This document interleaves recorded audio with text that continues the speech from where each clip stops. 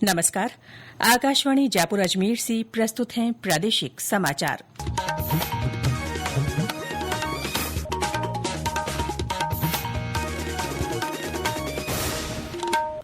मुख्य समाचार।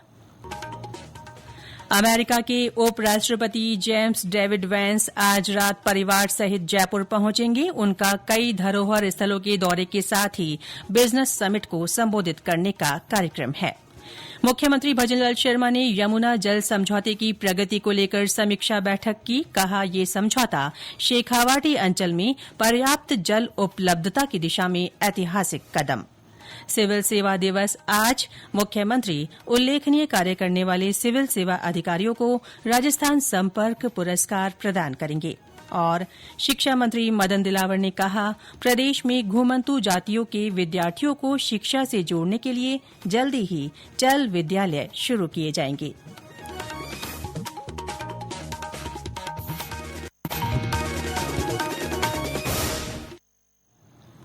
समाचारों के साथ मैं रितिका गुप्ता। और अब समाचार विस्तार से।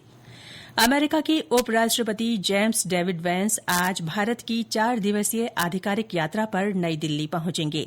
उनके साथ उनकी पत्नी उषा वैंस और अमेरिका के कई वरिष्ठ अधिकारी भी होंगे। उपराष्ट्रपति वैंस की ये पहली भारत यात्रा है। वे आज शाम प्रधानमंत्री नरेंद्र मोदी से मुलाकात करेंगे।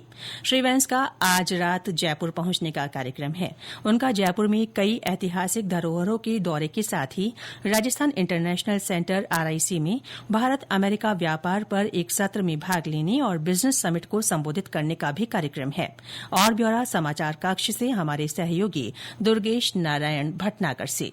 अमेरिका के उपराष्ट्रपति अपने परिवार सहित आमेर महल, सिटी पैलेस और जंतर मंतर देखने जाएंगे। उनके स्वागत के लिए इन स्थानों पर विशेष इंतजाम किए गए हैं। कल आमेर में मुख्यमंत्री भजनलाल शर्मा और उप मुख्यमंत्री दिया कुमारी उनका स्वागत करेंगे। श्री वैंस कल RIC में भारत अमेरिका व्यापार संबंधों पर संबोधन देंगे। श्री वैंस के दौरे को लेकर शहर में सुरक्षा के विशेष इंतजाम किए गए हैं। सुरक्षा को लेकर 2200 जवानों सहित कुल 2500 से अधिक पुलिसकर्मी तैनात किए गए हैं, जिनमें 8 IPS, 13 एडिशनल DCP और 40 ACP शामिल हैं। VIP मुहिम के चलते कई रास्तों पर ट्रैफिक डायवर्जन रहेगा। आज रात 9 से 10 बजे तक JLN मार्ग पूरी तरीके से बंद रहेगा और इसके अप्रोच रोड्स पहले से ही सील कर दिए जाएंगे। कल सुबह 8 बजे से दोपहर तक आमेर रोड और आसपास के इलाकों में ट्रैफिक रूट बदले जाएंगे। जालाना RIC में उनके कार्यक्रम के चलते रामबाग से जालाना तक डायवर्जन लागू रहेगा। 23 अप्रैल को वे ताजमहल देखने आगरा जाएंगे और दोपहर तक जयपुर लौट आएंगे। 24 अप्रैल की सुबह वाशिंगटन के लिए रवाना होंगे। पुलिस ने आमजन से अपील की है कि श्री वैंस की यात्रा के दौरान वैकल्पिक मार्गों का इस्तेमाल करें। केंद्रीय रक्षा मंत्री राजनाथ सिंह आज सिरोही जिले के दौरे पर रहेंगे। श्री सिंह आबू रोड स्थित ब्रह्म कुमारीज मुख्यालय शांतिवन में सुरक्षा सेवा प्रभाग की ओर से आयोजित कार्यक्रम में सेना के जवानों के लिए राष्ट्रीय सेल्फ एम्पावरमेंट कैंपेन की शुरूआत करेंगे। इस कैंपेन के तहत देशभर में सेना की 40 डिवीजन और 14 कोर में सेल्फ एम्पावरमेंट वर्कशॉप और सेमिनार आयोजित होंगे। इसका उद्देश्य जवानों का आंतरिक, मानसिक, शारीरिक और आध्यात्मिक सशक्तिकरण करना है। इसके साथ ही रक्षा मंत्री प्रभाग की ओर से आयोजित 5 दिवसीय राष्ट्रीय सम्मेलन के समापन समारोह में भी भाग लेंगे। मुख्यमंत्री भजनलाल शर्मा ने कहा है कि यमुना जल समझौता शेखावाटी अंचल में पर्याप्त जल उपलब्धता की दिशा में ऐतिहासिक कदम है। इस परियोजना के पूरा होने के बाद इस क्षेत्र को पेयजल और सिंचाई के लिए पर्याप्त पानी मिलेगा। कल पिलानी के केंद्रीय इलेक्ट्रॉनिक्स अभियांत्रिकी अनुसंधान संस्थान में यमुना जल समझौते की प्रगति की समीक्षा बैठक में उन्होंने कहा कि परियोजना के पहले चरण में सीकर, चूरू, झुंझुनू और अन्य क्षेत्रों में पेयजल आपूर्ति तथा अन्य आवश्यकता के लिए पानी मिल सकेगा। दूसरे चरण में चूरू और झुंझुनू जिले में सिंचाई सुविधा उपलब्ध हो सकेगी। मुख्यमंत्री ने अधिकारियों को निर्देश दिए कि समझौते को मूर्त रूप देने के लिए विस्तृत परियोजना रिपोर्ट मिशन मोड पर काम करते हुए जल्द तैयार की जाए। बैठक में अधिकारियों ने मुख्यमंत्री को जानकारी दी कि हरियाणा और राजस्थान की टास्क फोर्स की पहली संयुक्त बैठक 7 अप्रैल को हरियाणा के यमुनानगर में हुई। इसमें अलाइनमेंट के क्रम में वास्तविक धरातलीय परीक्षण किए जाने पर प्राथमिक चर्चा की गई। बैठक में जल संसाधन मंत्री सुरेश सिंह रावत सहित कई मंत्रीगण और अधिकारी मौजूद रहे। केंद्रीय संस्कृति और पर्यटन मंत्री गजेंद्र सिंह शेखावत ने वक्फ संशोधन कानून को लेकर विपक्ष पर भ्रम फैलाने का आरोप लगाया है। श्री शेखावत ने कहा कि कुछ लोग वक्फ संशोधन कानून को लेकर दुष्प्रचार कर रहे हैं।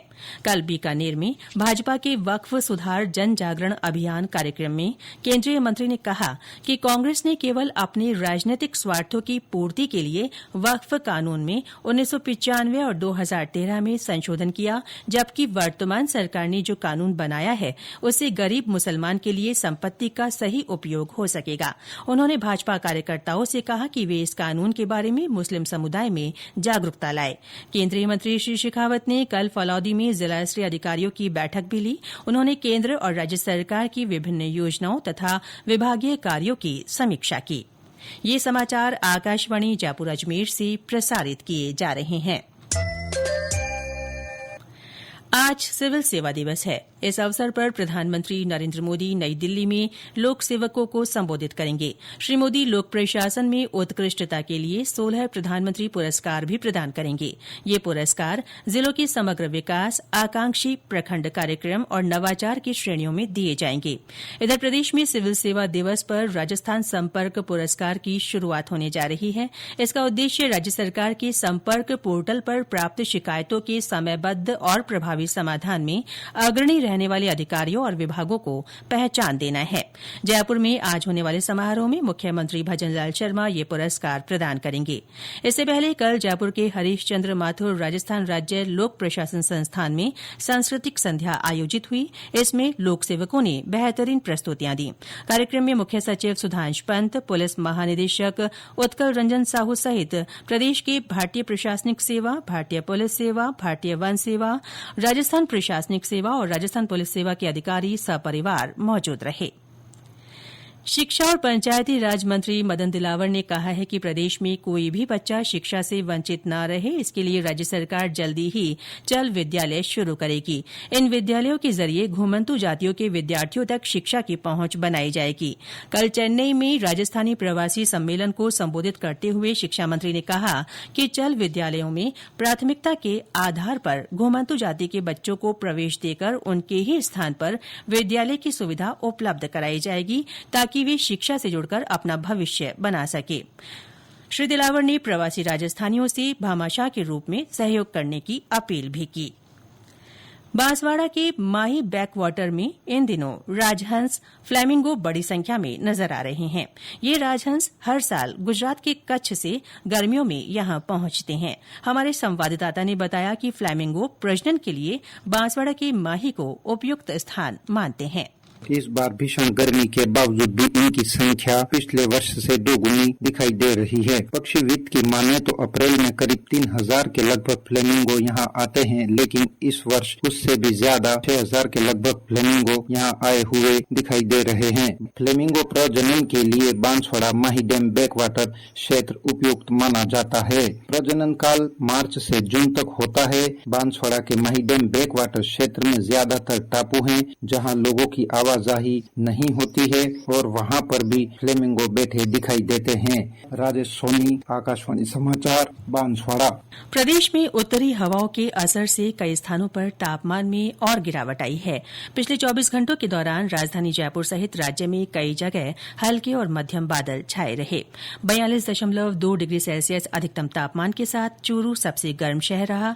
वहीं कोटा में 29.1 डिग्री के साथ सबसे उष्ण रात रही। बाड़मेर में 40.8 और जैसलमेर में 39.5 डिग्री सेल्सियस अधिकतम तापमान रिकॉर्ड हुआ। इन शहरों में पिछले दिनों तापमान 45 डिग्री के पार पहुंच गया था। मौसम विज्ञान केंद्र के निदेशक राधेश्याम शर्मा ने बताया कि आगामी दिनों में तापमान में फिर से बढ़ोतरी दर्ज होने की संभावना है।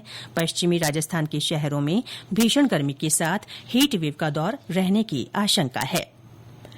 राजस्थान लोक सेवा आयोग की ओर से आरएएस परीक्षा 2023 के पहले चरण के साक्षात्कार आज से 2 मई तक आयोजित किए जाएंगे। आयोग सचिव ने बताया कि 972 पदों की भर्ती के लिए परीक्षा का आयोजन किया गया था। और अंत में मुख्य समाचार एक बार फिर। अमेरिका के उपराष्ट्रपति जेम्स डेविड वैंस आज रात परिवार सहित जयपुर पहुंचेंगे। उनका कई धरोहर स्थलों के दौरे के साथ ही बिजनेस समिट को संबोधित करने का कार्यक्रम है।